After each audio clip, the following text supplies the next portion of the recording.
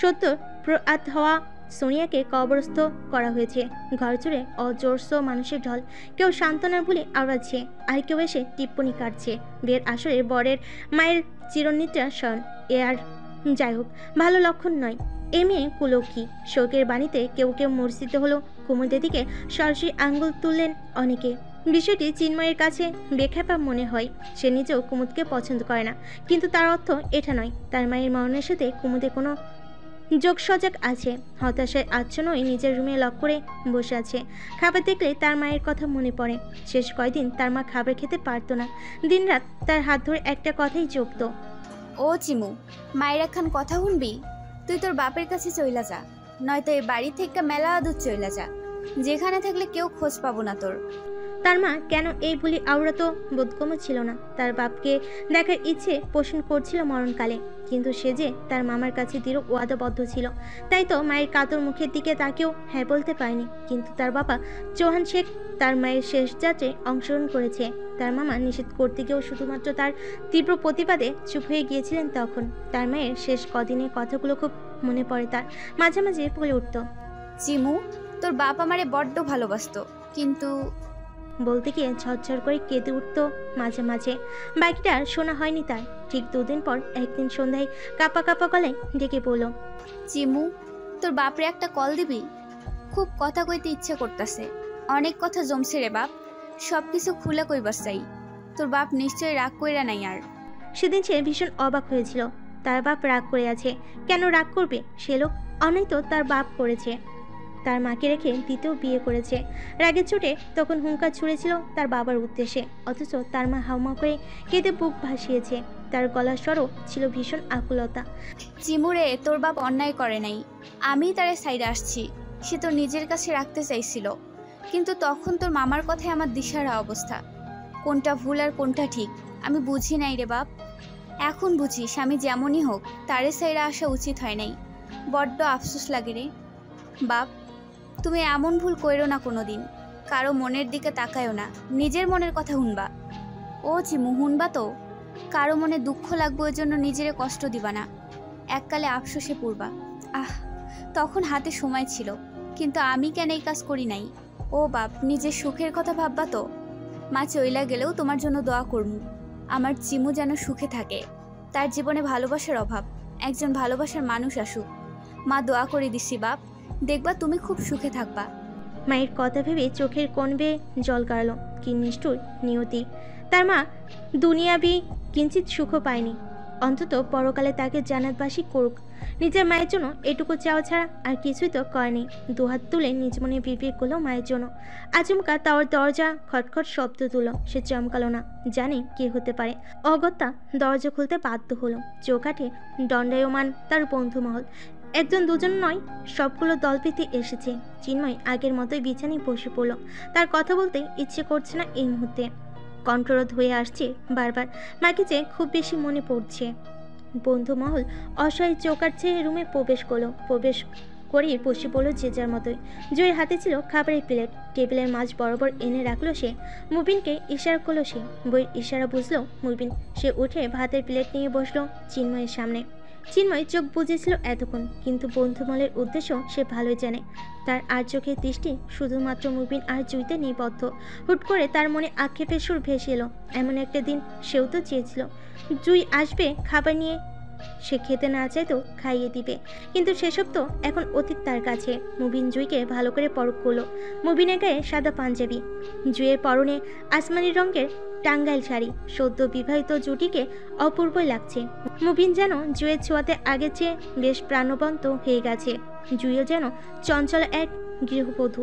তাকে দেখেই অসত্য দু চোখ ছলছল করছে তার। কর্তব্য পালনে জুই একনিষ্ঠ, সবসময় বেশ পরিপক্ক নারীও। বিয়ের পর তো সেই গুণ আরো বেশি হয়ে গেছে। দেখে বোঝা যায় জুই পেয়ে মুবিন এখন কত খুশি। মুবিন প্লেটের ভাত মাখলো, হাতের লোকমা ধরলো চিন্ময়ের মুখের সামনে। কিন্তু চিন্ময় মুখ ঘোরালো। খেতে একদমই ইচ্ছে করছে না তার। মুবিন জোর করলো না। ভাতের প্লেট বিছানায় রেখে বলে উঠলো, তুই কি চাস না তোর মা ভালো থাকুক, তিনি জান্নাতবাসী হোক? চিন্ময় চমকে উঠলো। তার মায়ের ভালো সে কেন চাইবে না? এত নির্দয় সন্তান তো সে নয়। কিন্তু মুখে প্রকাশ করলো না কিছুই। শুধু তার কাতো দৃষ্টি মুবিনের অক্ষিপটে। মুবিন ফের বলে উঠল, আমি জানি তোর অনেক কষ্ট হচ্ছে, তোর মায়ের জন্য দোয়া করতে হলেও তো তোকে বেঁচে থাকতে হবে নাকি? তবে বেঁচে থাকার জন্য সুস্থতা প্রয়োজন, আর সুস্থতার জন্য পর্যাপ্ত খাদ্য, বুঝছস? বাকিটা তুই আমার থেকেও ভালো জানোস। বেশি না, অন্তত অল্প হলেও কিছু খেয়ে নে। গত 2 দিন ধরে তুই উপোস রইছস, খাবার তোর গলাতে নামতাস না, এটা তো আমি বুঝি। কিন্তু তুই দেখ, তোর শরীর ঠিক দুর্বল হয়ে যাইতেছে, তুই বসেও থাকতে পারতেছস না, বড্ড ক্লান্ত লাগতেছে তোরে। আমি তোকে খাইয়ে দিচ্ছি, তুই শুধু হা কর। চিন্ময় সব ভুলে হাঁক হলো। খিদেই পেট ছোচক করছে, অথচ গলায় যেন সব আটকে যাচ্ছে। কয়েক লোকমা মুখে তুলতে শরীরটা নেতিয়ে পড়ল। ক্লান্ত কিষ্ট শরীর বিছানার মধ্যে এলিয়ে দিয়েছে, অথচ দু চোখ দিয়ে অশ্রুপাত হচ্ছে অবলীলায়। গ্রীষ্মের তীব্র দাবাদহ চলছে, রাতে নেমেছে ধরণী তলে। জিতু বইয়ে টুপে আছে। কিছুদিন বাদেই তাদের মাস্টার্স ফাইনাল পরীক্ষা শুরু, তারই প্রস্তুতি স্বরূপ বই নিয়ে বসেছে। কিন্তু পরে মনোযোগ নেই, বন্ধু মহলে আগের মতো উচ্ছ্বাস নেই। সবাই কেমন মনমরা থাকে। সবচেয়ে দুরন্ত ছেলে চিন্ময়ের মুখে হাসি নেই, কেমন নিস্তেজ বর্ণহীন ছেলেটা। কয়দিন বাদেই পরীক্ষা, অথচ চিন্ময়ের পরীক্ষা নিয়ে মাথা ব্যথা নেই একদমই। বড্ড ছন্নছাড়া ভাব তার মাঝে। তার নিজেরও আজকাল মনটা বড্ড খারাপ। চুপসে যাওয়া মুখ নিয়ে চেয়ারে গা এলিয়ে বসেছে সে। এরই মাঝে পেছন থেকে কেউ একজন তাকে জড়িয়ে ধরেছে, কোমরে সুরসুরি দিয়ে পড়ল, তো তুমি পড়তো না কেন? শুধু দুধ তুমির কলে দুধ তো দিত, পতা দিত। জিতু ভাব চুকিয়ে গেল ইনসের কথা শুনে। কি বলে রে এই মেয়ে, সে দুষ্টামি করে? পাকনা বুড়ি একটা। সে দুহাত টেনে সামনে আনলো, তারপর গাল টেনে জিজ্ঞেস করলো, এগুলো কে শিখিয়েছে আপনাকে? এগুলো আপনার কথা নয় কিন্তু। ঠাতে আম্মু। এই কথা বলে খিলখিল করে হেসে উঠল সে। জিতু মুচকি হাসলো, তাহলে ম্যাডাম এগুলো শিখিয়েছে? নুপা দরজার বাইরে দাঁড়িয়েছিল এতক্ষণ। ইনসা তার নাম বলে দিয়েছে, সেটা শুনতে পেয়ে দ্রুত সেই স্থান ত্যাগ করলো। জিতু নুপার পালিয়ে যাওয়ার শব্দ শুনে হাসতে হাসতে গড়াগড়ি খেলো। নিজ মনে কুটিল হাসলো, পালাবেই আর কতক্ষণ, ধরতো পড়তেই হবে। মুবিন ব্যাচেলর ছিল বিধায় আগে ম্যাচে থাকা হতো, কিন্তু এখন বিবাহিত, সেজন্য ঢাকা শহরে 2 রুমের একটা ফ্ল্যাট বাসা ভাড়া নিয়েছে। তাদের বিয়েতে উপহার হিসেবে বন্ধুমল প্রায় 5 লক্ষ টাকা দিয়েছে। প্রথমে সে নিতে চায়নি, শেষে সবাই মিলে হাতে তুলে দিয়েছে। সে জানে এখানে সবচেয়ে বেশি টাকা জিতুরই, একা দিলে সে এই টাকা নেবে না, তাই তো বুদ্ধি করে একসাথে দিয়েছে। ইচ্ছে করে কেউ কোনো উপহার সামগ্রী না দিয়ে নগদ টাকা দিয়েছে তাদের, যাতে সে তার প্রয়োজন মেটাতে পারে। অনেক বুদ্ধিমান এই বন্ধুমহল। মুবিন জুই দুজনেরই দিনে কোচিং ক্লাস থাকে, তাই দিনের বেলাতে একসাথে কাটানোর মতো সময় হয় না তাদের। রাত হলেই তারা একসাথে পড়তে বসে, অবশ্য পড়া থেকে খুনসুটি থাকে বেশি। মুবিন জুইকে কোলে নিয়ে পড়তে বসে, নয়তো বুকের মাঝে ধরে রাখে। এক চেয়ারে দুজন ঘাসাঘাসি করে একসাথে বসে, দুজনে এক প্লেটের খাবার, এক গ্লাসে পানি, এমনকি গোসলটুকু একসাথে করে। যতটুকু সময় বাসায় থাকে দুজনেই একসাথে থাকে। তাদের ভালোবাসাময় মুহূর্তগুলো বেশ প্রাণবন্ত থাকে তখন। জুই আজকাল বড্ড খুশি, মাঝে মাঝে নিজের ভাগ্যকে ধন্যবাদ দেয় তাকে এমন একটা স্বামী উপহার দেওয়ার জন্য। নব দম্পতির পাশে থেকে সবসময় একটা হাসির শব্দ ভেসে আসে। মুবিন বাসায় থাকলে জুইকে শাড়ি পরতে বলে, আবার মাঝে মাঝে সে জুইকে শাড়ি পরিয়ে দেয়। কখন আবার রাতে জুই ইচ্ছে করেই মুবিনের টি শার্ট পরে ঘুমায়।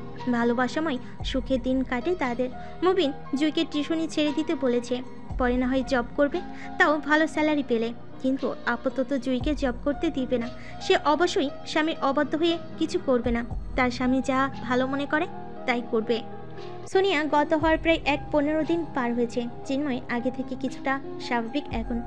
ধরণীতে রাত হয়েছে আরও বেশ কিছু সময় আগে। চিন্ময় একা নিজের রুমে বসে আছে।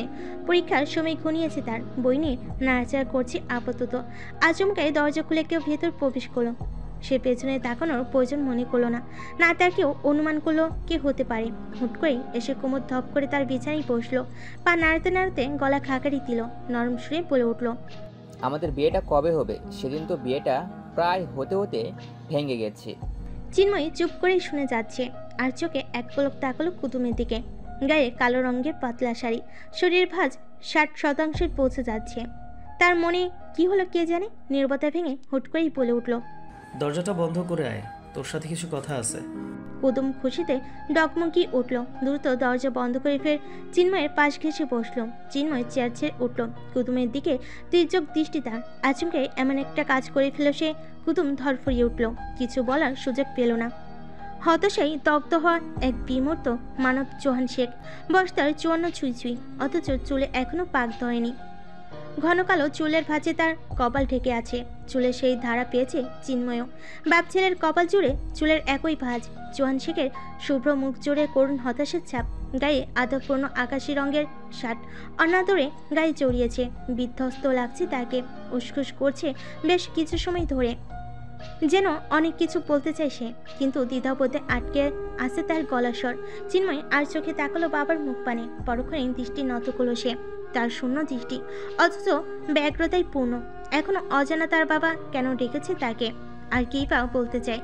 তার বাবা এসেছে রাতের আধারে, তাকে একবারের জন্য দেখা করতে বলল।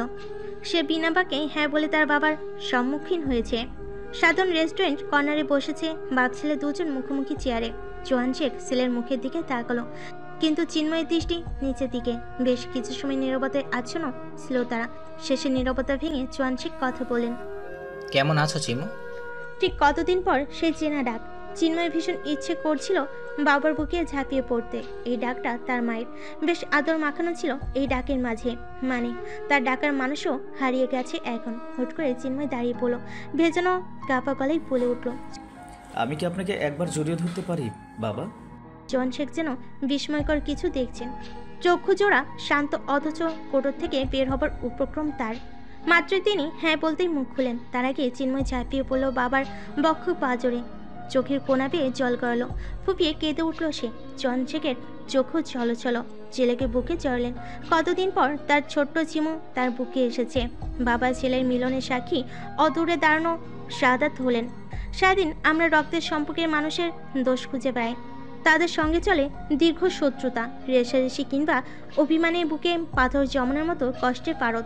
অথচ দিন শেষে আমরা তাদেরকে বুকে জড়িয়ে নিলেই নিমিষে সব কষ্টগুলো উধাও হয়ে যায়। হয়তো লোকে এজন্যই বলে রক্তের টান কখনো মোছা যায় না। ফট করে দীর্ঘশ্বাস চালেন তিনি। এই দীর্ঘশ্বাস কষ্টে নয়, বরং আজ আনন্দের। সদ্য মা হারানো ছেলেকে বাবার কাছে ফিরিয়ে দেওয়ার খুশি। নিজ মনে দোয়া করলেন ভাগ্নির জন্য, জীবনে সুখী হোক সে। মামা হিসেবে এইটুকু তো চাওয়া। বাবা ছেলের মহামিলনের শেষে ধীর স্থির হয়ে বসলো দুজনে। চৌহান শেখ ছেলের কাঁধে হাত রাখলেন, মাথায় হাত বুলিয়ে বলে উঠল, তোমাকে আমার কিছু বলার আছে, শুনবে তো? ক্ষমা না হয় একদমই করো না, যা শাস্তি দেওয়ার তা দিতে পারো চিমু। চিন্ময় বিস্মিত হলো। মুখের কোণে তার ছেলের হাসি মলিন গলায় পড়ল, শাস্তি সে তো আমার মা পেয়ে গেছে। সে শাস্তির কখনো ক্ষমা হবে না বাবা। আমি ক্ষমা করার কেউ নই। আমার মা ক্ষমা করলে আপনাকে আমি নির্দ্বিধায় মেনে নেব। শাস্তি দেওয়ারও আমি কেউ নই। আমি জানি তোমার মনে অনেক প্রশ্ন, কিন্তু বিশ্বাস করো, তোমার মাকে আমি ঠকাইনি। আমি একজন 28 বছরের যুবক ছিলাম যখন তোমার মায়ের সাথে আমার বিয়ে হয়। পড়ালেখার পাঠ চুকিয়ে 3.5 বছর চাকরির জন্য হন্য হয়ে ঘুরেছি। শেষে একদিন তোমার নানার সাথে দেখা হয়। ওনার সুপারিশে তার অফিসে চাকরি হয় আমার। তার কিছুদিন বাদে আমাকে তোমার মায়ের জন্য প্রস্তাব রাখেন। আমি তোমার নানার প্রস্তাব ফেলতে পারিনি, তাই তোমার মাকে বিয়ে করি। কিন্তু তোমার মায়ের শারীরিক অসুস্থতায় বিয়ের দিনই টের পাই। আমার পরিবার তখনই বিয়ে ভেঙে দিতে চেয়েছিল, কিন্তু আমি দ্বিমত করি। তোমার মাকে বিয়ে করে নিজের ঘরে তুলি। কিন্তু তোমার মা হাত দিয়ে কাজ করতে পারতো না। হাতের মধ্যে কোনো কিছু ধরে রাখার জন্য ছিল ভীষণ কষ্টের, এমনকি খেতেও পারতো না। তবুও তোমার মা চেষ্টা করতো আমার জন্য রান্না করতে, কিন্তু পারতো না। আমি অফিস থেকে ফিরে রান্না করতাম, তোমার মাকে খাইয়ে দিতাম। দিনগুলো আমাদের খারাপ ছিল না, কিন্তু এর মাঝে আমাদের ঘর আলো করে ছোট্ট চিমুর আগমন হলো। বেশ আনন্দের ছিল সেই মুহূর্তগুলো। কিন্তু তোমার মায়ের শারীরিক অসুস্থতার তখন চরম আকার ধারণ করেছিল। তোমাকে কোলেও নিতে পারতো না, এমনকি যত্ন আত্মীয় না। আর সবচেয়ে বড় কারণ ছিল তোমার মায়ের সাথে আমি ঘুমাতে পারতাম না। তোমার মা শারীরিকভাবে বেশ অসুস্থ থাকতো। আমার পরিবারের তোমার মায়ের এত অসুস্থতা দেখে তখনই তোমার মাকে মামার কথা বলার জন্য আমাদের বাড়িতে আসতে হয়। তোমার নানা তখন প্রয়াত ছিলেন, তাই গুরুদায়িত্ব সব তোমার মামার হাতে ছিল। তোমার মামাকে আমার দ্বিতীয় বিয়ের প্রস্তাব রাখেন, কিন্তু তোমার মামা রাজি হননি। উল্টো হুমকি ধমক দিয়ে তিনি ফিরে যান। অথচ তোমার মাকে আমি বাড়িতে রাখতেই চেয়েছি। তার জন্য আলাদা কাজের লোক আর আমি তো আছি। অথচ তোমার মামা আমাদের পুরো কথা শোনার জন্য প্রস্তুত ছিলেন না। তোমার মায়ের অসুস্থতার কথা বলতেই তিনি তেতে ওঠেন। তোমার মায়ের অসুস্থতার সুযোগ নিয়ে আমি তোমার নানাকে বেশি এনেছিলাম।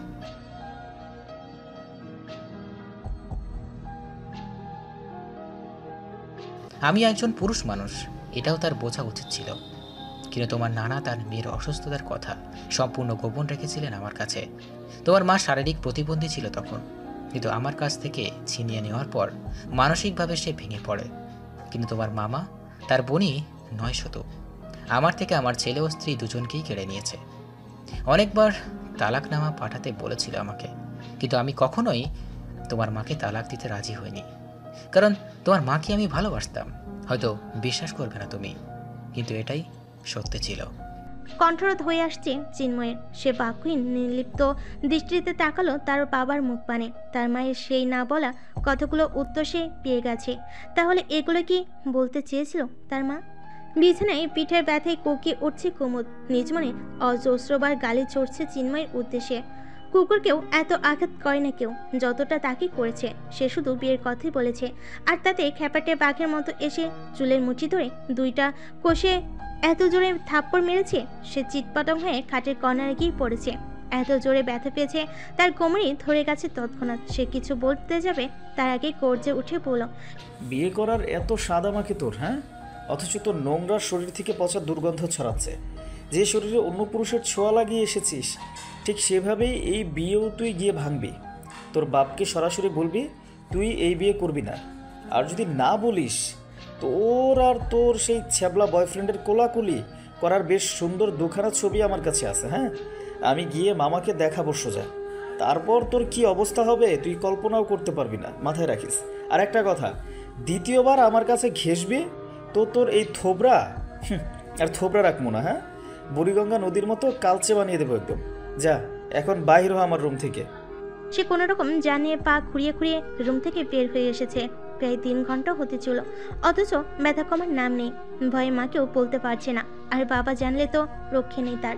দীর্ঘ 1 মাস পরীক্ষা দিয়ে হাঁপ ছেড়ে বাঁচল জিতুরা। সবে পরীক্ষা শেষ করে আড্ডায় বসলো, অথচ চিন্ময় উপস্থিত নেই সেখানে। সানি রকি খুঁজতে বের হলো, কিন্তু কোথায় গেছে কেউ দেখেনি। পরীক্ষার পর পুরোই লাপাত্তা সে। চিন্ময়হীন বন্ধু মহলে আচমকাই কালো মেঘের ঘনঘটা। সবারই মন খারাপ। তার মাঝে রীতি এলো হাঁপাতে হাঁপাতে। হাতের মাঝে ছোট চিরকুট। মুইন উল্টে পাল্টে দেখলো, তাতে লেখা, দুঃখিত বিরক্ত করার জন্য পিচ্ছি, ক্ষমা করে দিও। আর কখনো বিরক্ত করতে আসবো না। ভালো থেকো পিচ্ছি। সবারই মন খারাপ চিন্ময়ের এমন হারিয়ে যাওয়ায়। জিতু জিমান দুজনেই বিমরতায় আচ্ছন্ন। ছোটবেলার বন্ধু তাদের, যে এভাবে না বলে হারিয়ে গেল তাদেরকে। আচমকে জিমানের মুঠফোন কম্পিত হলো। ওপাশ থেকে এক উচ্ছ্বাসিত এক কণ্ঠস্বর ভেসে এলো। তমা আহ্লাদি গলায় বলে উঠল, আর্মি সাহেব, আপনার বিছানা আলাদা হওয়ার সময় এসে গেছে। মানে?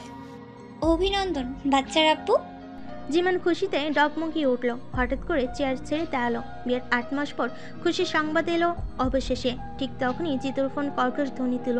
জিতু কল রিসিভ করতেই ইঞ্চে আধো আধো গুলিতে বলে উঠল, তাত্তু, ছোট্টবাবু আসবে তো? ছোট্টবাবু, তুমি মিথ্যে আনো। জিতু মুচকি আসলো, কিন্তু পরক্ষণেই জিমানের দিকে দৃষ্টি পড়তেই হাঁ হয়ে আছে সে। দুজনে একসাথে বাবা হবে। দুজনেই একসাথে হুট করে হেসে উঠল। পরন্ত বিকেল।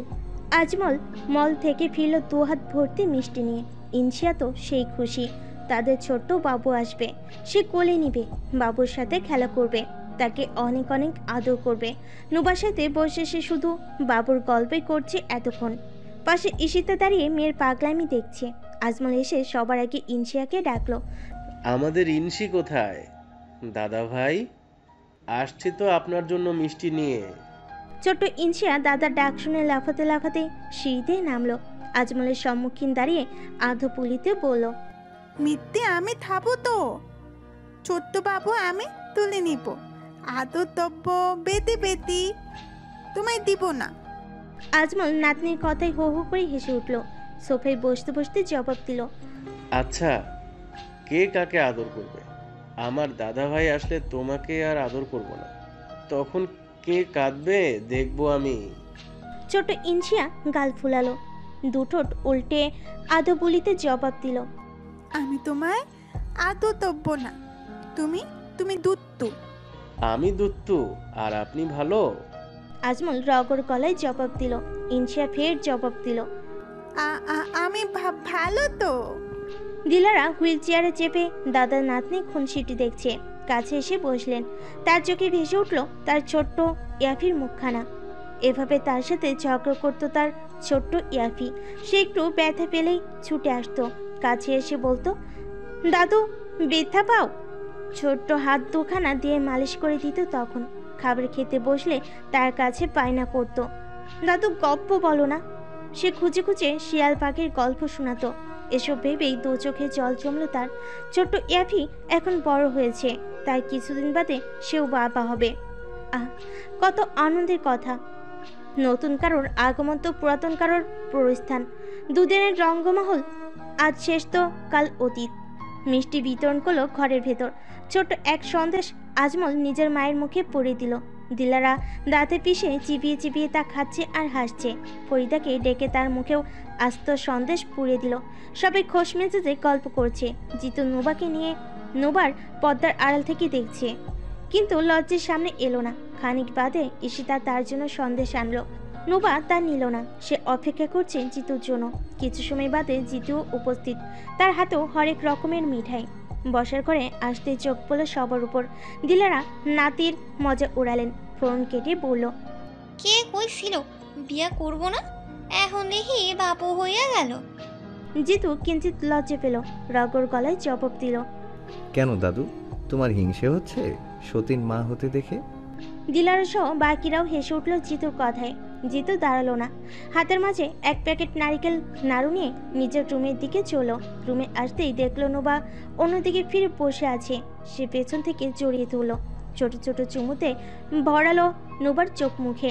দু হাতে আলতো করে জড়িয়ে বলে উঠল, বোকা পাখি, সত্যি আমাদের একটা বাবু আসবে? আমার তো বিশ্বাসই হচ্ছে না। নুবার চক্ষু জোড়া গোল গোল করে তাকালো তার দিকে। ঠাট্টা স্বরে বলল, আপনার নয়, আমার বাবু হবে। তো ওই বাবুর বাপ তো আমি। না, আপনি কিভাবে হবেন? ছি বউ, এগুলো কি বলো? শতভাগ হালাল তোমার বাচ্চার বাপ আমি। এখন ছি বলছেন, অথচ আপনি বিশ্বাস করছেন না, তো আমি কি করব? জিতু মুচকি হাসলো। নুবার গালে আলতো করে কামড় বসালো। তারপর নাকে নাক ঘষে নেশাক্ত গলায় বলে উঠল, কদিন পর আমাদের মাঝে একটা বাবু আসবে বোকা পাখি। তখন কি তুমি আমাকে ভুলে যাবে? আমাকে কম ভালোবাসবে? আমি কিন্তু তা একদমই মানব না। আমার অধিকার আমারই। আমার বউ আমার বুকে ঘুমাবে, কিন্তু আগেই বলে রাখলাম। নুবা তাজ্জব বনে গেল। এই তো পুরো হিংসুটের পাপ দেখছি। দুনিয়ায় আসার আগেই নিজের সন্তানকে হিংসা শুরু করে দিয়েছে। হাসপাতালের করিডোর হতাশে আচ্ছন্ন জিতুর পরিবার। আচমকাই দিলারার শরীর বড্ড খারাপ হয়ে গেছে। শ্বাসকষ্ট শুরু হওয়ার দ্রুত হাসপাতালে নিয়ে আসা হয়েছে। সারা রাত ঘুমায়নি আজমল। মায়ের শিওরে বসে আছে। চোখের কোণে জল নেই। তীব্র হাহাকারে দগ্ধ তার তনুময়। সে জানে মাতার শেষ নিঃশ্বাস ফেলেছে এখন। ডাক্তার বলে দিয়েছে রুগী বাড়ি নিয়ে যান। তার পাশে বসে কোরআন পড়ুন, যাতে মৃত্যু যন্ত্রণা লাঘব হয়। আল্লাহর কাছে তার সুস্থতা নয়, কষ্ট লাঘবে দোয়া করুন। মাথায় রাখবেন, মানুষ মরণশীল। প্রত্যেক প্রাণীকে মৃত্যুর স্বাদ গ্রহণ করতে হবে। ডাক্তারের শেষাক্ত কথাই আজমলের মনটা বিষাদে পরিণত হয়েছে। মাতার ইহকাল ছেড়ে যাবে এবার। কত মায়ের বাঁধন, তাকে ছেড়ে দিতে হবে এবার। অ্যাম্বুলেন্স করে 3 ঘন্টার মধ্যেই দিলারাকে গ্রামের বাড়িতে আনা হলো। বসার ঘরে উত্তর দক্ষিণ মুখী করে তাকে শোয়ানো হয়েছে। মহিলা বিশেষভাবে পর্দায় ঘেরানো তার শয়নকক্ষ। ঈশিতা, নুবা সহ আরো অনেকে কোরআন পড়ছে। পাশে ফরিদাও বসেছে। ঘণ্টা খানেকের মাঝে পরিচিত অপরিচিত মানুষের সমাগমে পুরো গমগম করছে ঘরবাড়ি। কারোর হাতে তসবি, আর কেউ কেউ কোরআন পড়ছে, আবার কেউ কেউ চোখে জল ফেলছে নীরবে। আজমল মায়ের জন্য নফল নামাজ পড়ছেন মসজিদে বসে। মায়ের সুস্থতা তো আর চাইতে পারবে না, তবে আল্লাহ যেন তার মাকে জান্নাত নসিব করে সেই দোয়াই সন্তান হিসেবে চাইছেন। পুরো 48 ঘন্টা ধরে দিলারা চৈতন্যহীন, শুধু বুকের খাঁচার নিঃশ্বাসের সাথে ওঠানামা করছে তার। চোখে জলে সিক্ত সবাই। মৃত্যুর যন্ত্রণা কত কষ্টের কেউ জানে না। সবাই দোয়া পড়তেছে নিভৃতেই। 2 দিন 2 রাত শেষে দিলারা পৃথিবীর মায়ে ত্যাগ করেন। ঘরের মাঝে গুনগুনিয়ে কান্নার শব্দ ভেসে আসছে। সমুদ্র জুড়ে অনেকে বলতে লাগলেন আজমলের মা আর বেঁচে নেই। আজমল মসজিদ থেকে ছুটে আসেন, মায়ের শিওরে বসেন, মায়ের কপালে দীর্ঘ চুম্বন দেন, কানে কানে বলে দিলেন, আম্মা ভয় পাবেন না, আল্লাহকে বলছি আমার মাকে জান্নাতবাসী করুক আল্লাহ। যতদিন বেঁচে থাকবো ততদিন আমি আপনার কবরে যাব, রোজ ঘরে বসে দোয়া করব আমার আম্মা যাতে জান্নাতবাসী হয়। কথা শেষ করে মুখের উপর সাদা কাপড় মুড়িয়ে দিল। জিতু দাদুর সামনে হাঁটুকে বসেছে। তার দুষ্টামি, তার খেলার গল্পের মন খারাপের সাথে ছিল তার দাদু। সবসময় আগলে রাখতো তাকে। দাদুর বেশ আদুরে নাতি ছিল সে। দীর্ঘশ্বাসে বক্ষস্থল ভারী হলো তার পাশে জারির বসে আছে নীরব হয়ে। দাদুর বড়নাতি হওয়ার সুবাদে বেশ আদর পেয়েছে সে, কিন্তু আজ থেকে সে আদর থেকে বঞ্চিত। ঘন্টা দুয়েকের মাঝে দিলারাকে কবরস্থ করার জন্য 40 কদমে বাড়ি থেকে নিয়ে যাওয়া হলো। আজমল রশিদ দুজনেই মসজিদে নামাজ পড়ছে। সান্ত্বনা দেওয়ার ভাষা নেই রশিদের, তবুও বলে উঠছে, খালামাকে আল্লাহ তাআলা জান্নাতবাসী করুক। মায়ের মতোই আদর করতো তাকে। এমন মানুষকে যেন আল্লাহ তাআলা জান্নাতবাসী নসিব করে। সময় গড়ল যেন চোখের পলক ফেলতেই। দিলারার পরলোক গমনের 7 মাস অতিবাহিত হতে চল। নুভা আজকাল নড়তে পারে না খুব বেশি, শরীর ভার হয়েছে তার। 8 মাসের ভারী পেট। জিতু আজকাল বইয়ের আশেপাশেই থাকে। ডেলিভারির সময় ঘনিয়েছে নোবার, জিমানো ছুটি নিয়েছে বইয়ের জন্য। তোমার অবস্থাও নোবার মতোই। এর মধ্যে খবর এলো মুবিনের কন্যা সন্তান হয়েছে। নোবা জিতু খুশি হলো বেশ, কিন্তু নোবার নিজ চোখে দেখার সৌভাগ্য হয়নি।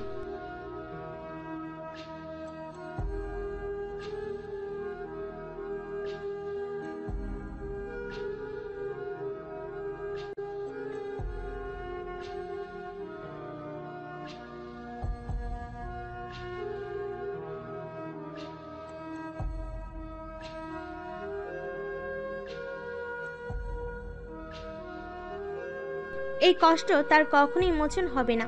সপ্তাহ পেরুতেই একদিন রাতে হঠাৎই নুবার পেট ব্যথা শুরু হলো। দ্রুতই হাসপাতালে ভর্তি করানো হলো নুবাকে। ঠিক তার 1 ঘন্টা পর তমাকেও CMS-এ ভর্তি করানো হলো। জিতু এত কষ্ট মাঝেও রাগ হলো। এই লম্বুর বাচ্চার 1 মাস 11 দিন আগেই সে বিয়ে করেছে, তাও সব কিছু কিভাবে মিলে গেল তার সাথে? সে নুবাকে আচমকে প্রশ্ন করে বসলো, আমাকে সত্যি করে বলো তো, তুমি নিশ্চয়ই তোমার বান্ধবীর সাথে মিলে বুদ্ধি করে এসব করছো, তাই না?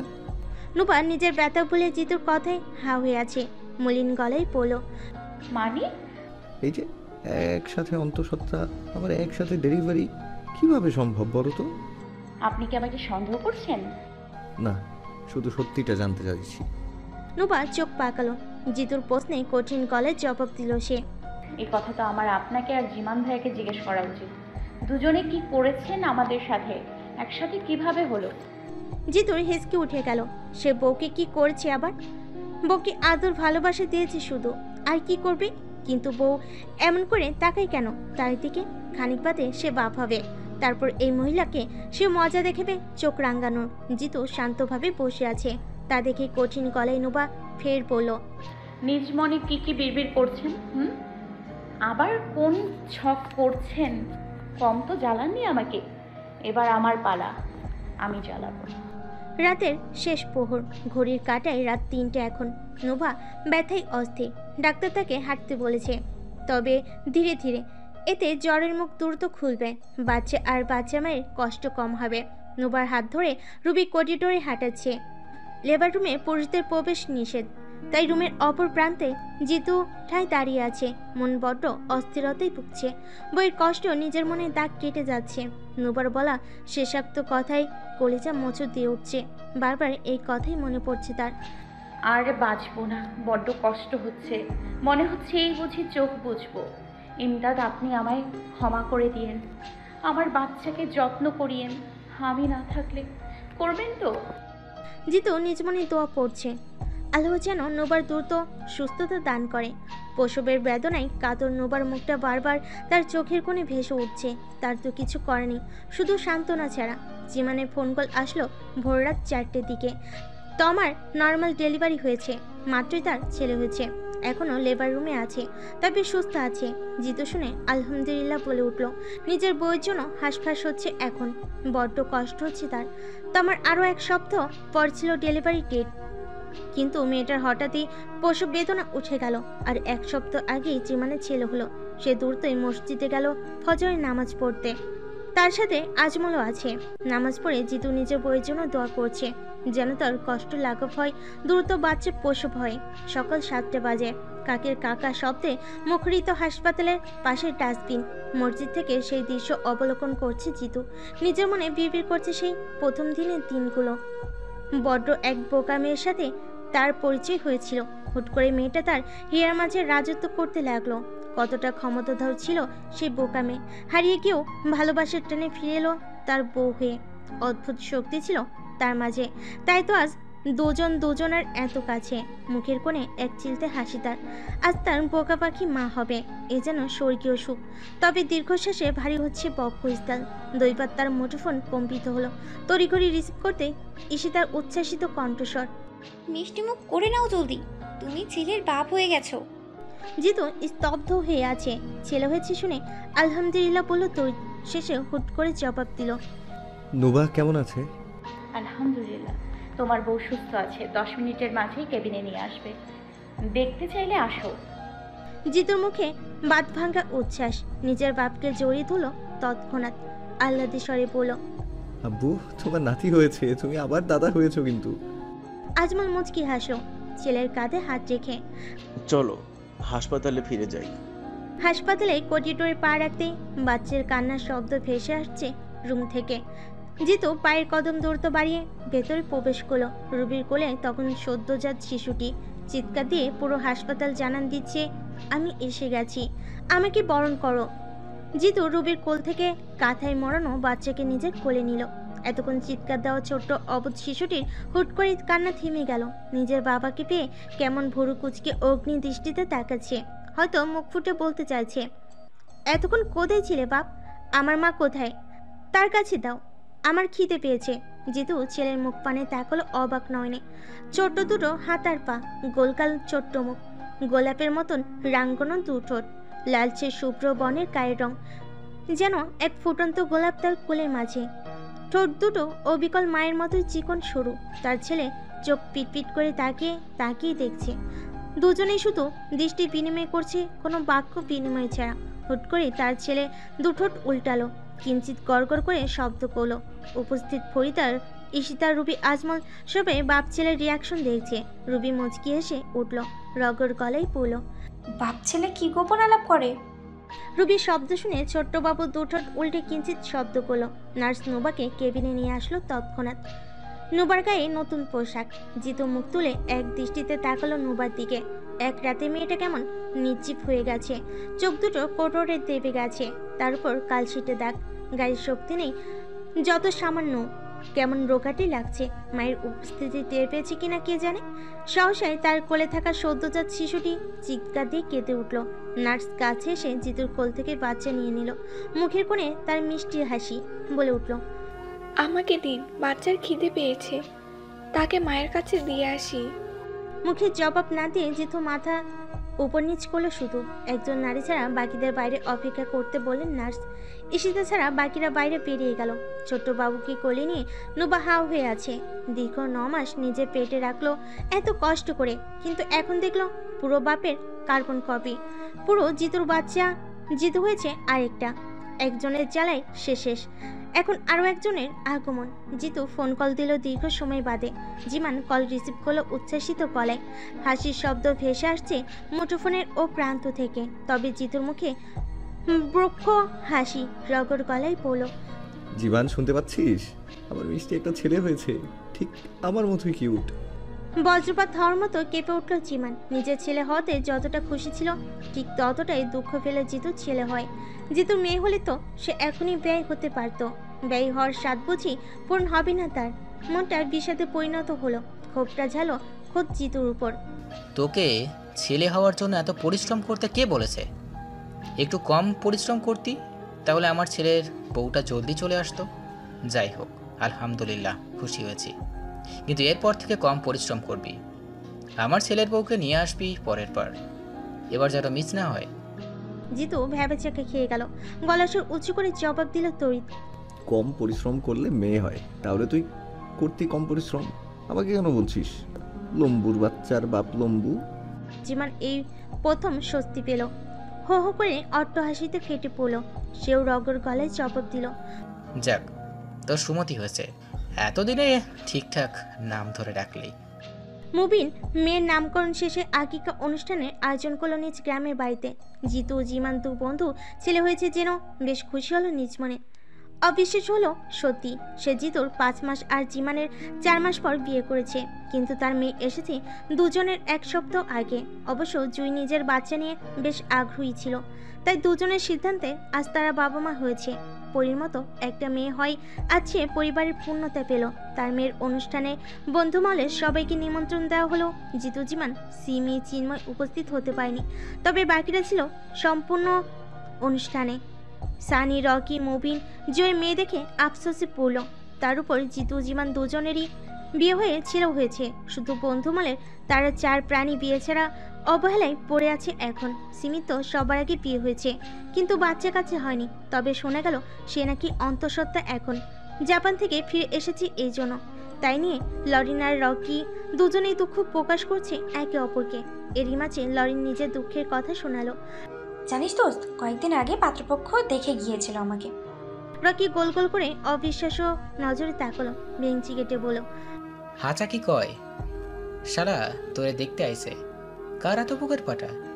লরিন নাক ফুলালো তড়িৎ। সিরিয়াল মেনটেনে ঠাট্টা তার একদমই পছন্দ নাই। ফোট করে নিঃশ্বাস ছেড়ে চুপ করে ঠাই বসে থাকলো। তার নিশ্চুপতা দেখে রকি ফের প্রশ্ন ছুঁল।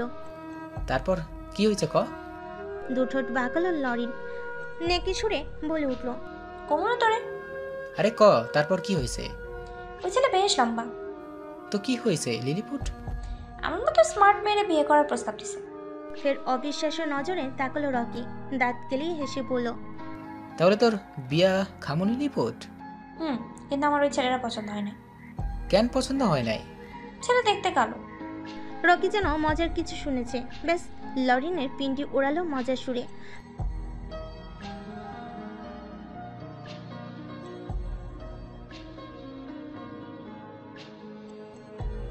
রকির এমন চড়া শুনে লরিন চোয়াল শক্ত করলো। মুখ থেকে কিছু অশ্রাব্য ভাষা বলতে গিয়েও থামলো অপরিচিত মানুষজন দেখে।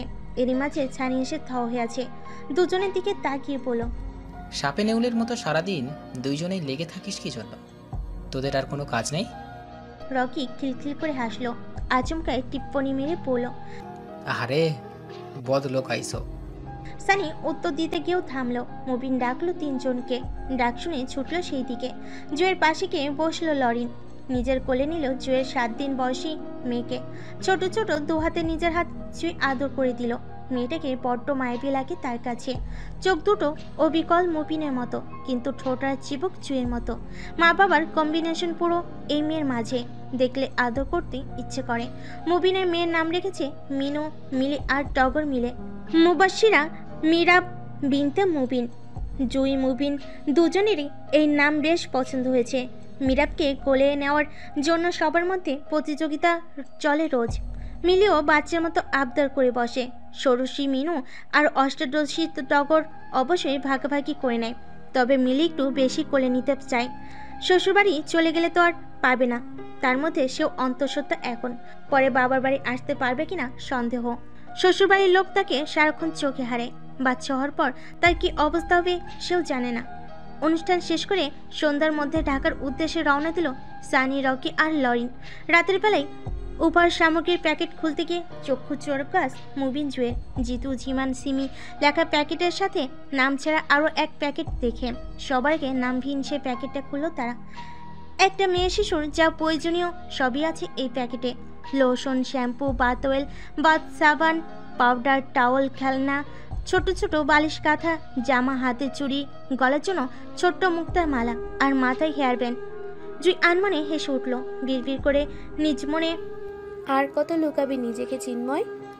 ঠিক চিনে গেছি আমরা। একদিন তুই নিজেই আসবি আমাদের কাছে, আর বেশি দূর নেই সেই সময়ের। হ্যালো বন্ধুরা, পরবর্তী পার্ট খুব তাড়াতাড়ি আসবে, তো সবাই অপেক্ষায় থাকো। আর চ্যানেলটি যারা এখনো সাবস্ক্রাইব করোনি তারা পরবর্তী পার্ট দেখার জন্য চ্যানেলটি সাবস্ক্রাইব করে রেখো। ধন্যবাদ সবাইকে, আমাদের সাথেই থেকো।